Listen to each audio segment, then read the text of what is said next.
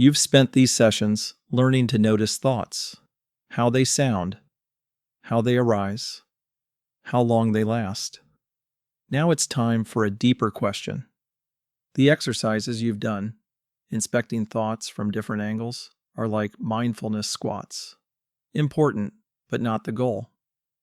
If you've been building awareness with each rep, then this session's exploration is like using that conditioning and beginning the hike up the mountain. Still not the summit, but a necessary step on the way there. So here's the question. If thoughts keep appearing, who or what is thinking them? Let's be very clear about something first. This isn't a search for your body. You can see the body below. That's not the contemplative space we're exploring right now. Nobody believes the thigh or elbow is producing thoughts. What we're looking into is where the thinker should be. Possibly right next to the thoughts? Just behind them? Behind the eyes, maybe? Somewhere in the head? That's where most people intuitively feel like they are, right? So that's where we're going to look. Gently, curiously, without trying to find something specific. Some might call this searching for the soul, that deep-seated sense of self, not the body, but what is perceived to be living inside it. What we intuitively believe makes us us. Let's begin. As you look out toward the horizon, turn your attention inward, to the space where thoughts appear. That familiar place we've been visiting throughout this series, where the voice or imagery of the mind arises. Let your attention settle there, not trying to stop thoughts, not trying to control anything, just recognizing that this space can, in fact, be inspected. And now, notice this repeated phrase. Of course I'm right here.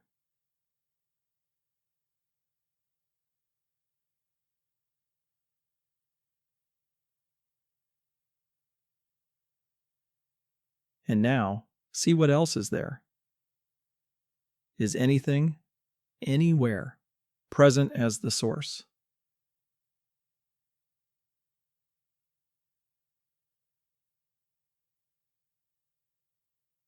Not the words, not the meaning, but something right next to the thought, delivering it.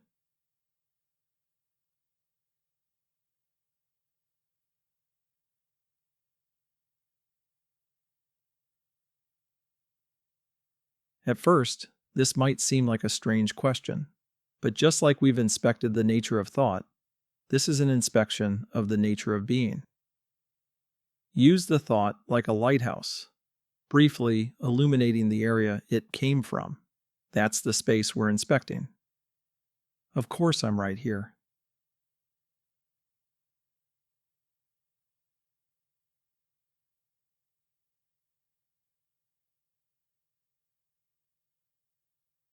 Is there a location, a center, a thinker?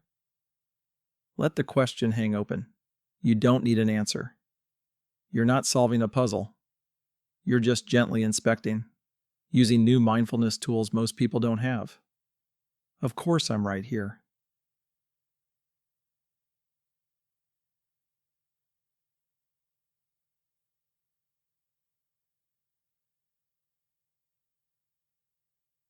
Over the next minute or so, simply rest in that space. Just notice what comes. Of course I'm right here.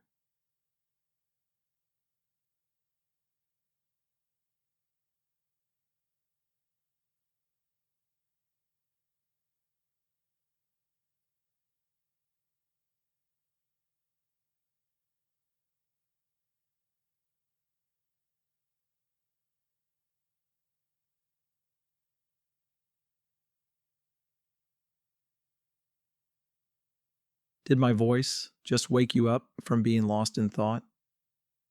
If so, look immediately next to where that thought just happened.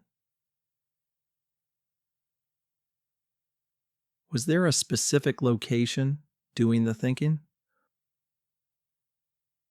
Or did the thought just happen? Now let this next part be very quiet. Keep your attention resting in that space, right before a thought, right after a thought, and ask gently, is there a subject doing this? Or is experience just unfolding?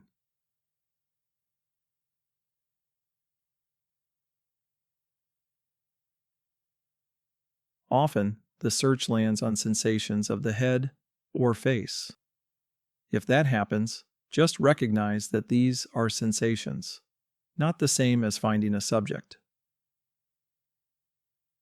Is there more of a diffuse knowing? More spacious than a contracted me observing it? And here's another cue. Turn your introspection toward what the thoughts are presenting to, that place where thoughts seem to be received.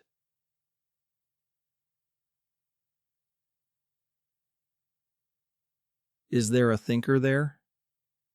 A subject nearby? Or just the appearance of a thought?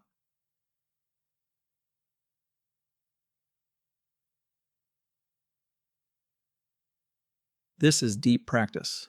You're not looking for the right answer. You're looking at the structure of experience itself.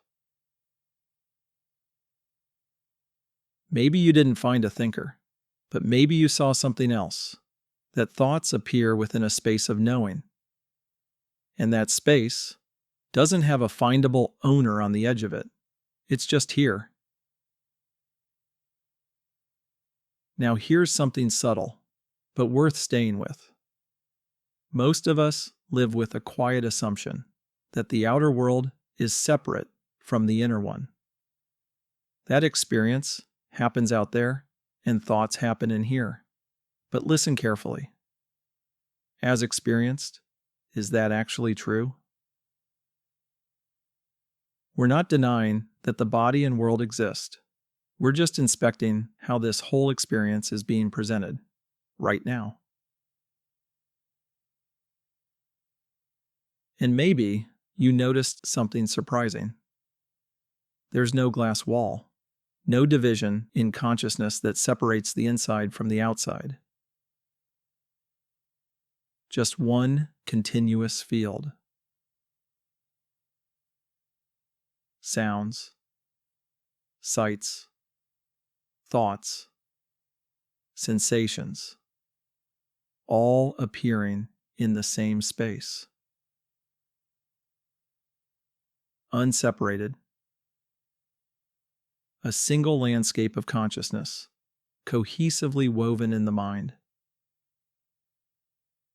And perhaps the reason no thinker could be found is because there was never a separate subject to begin with.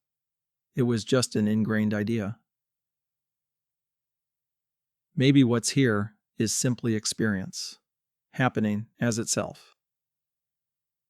And remember that old search for the soul, that assumed subject inside the head? Maybe the conclusion isn't that the soul was hidden, but that the entire conscious landscape, coherently represented, is what you are. Not hidden, just unrecognized. Until now.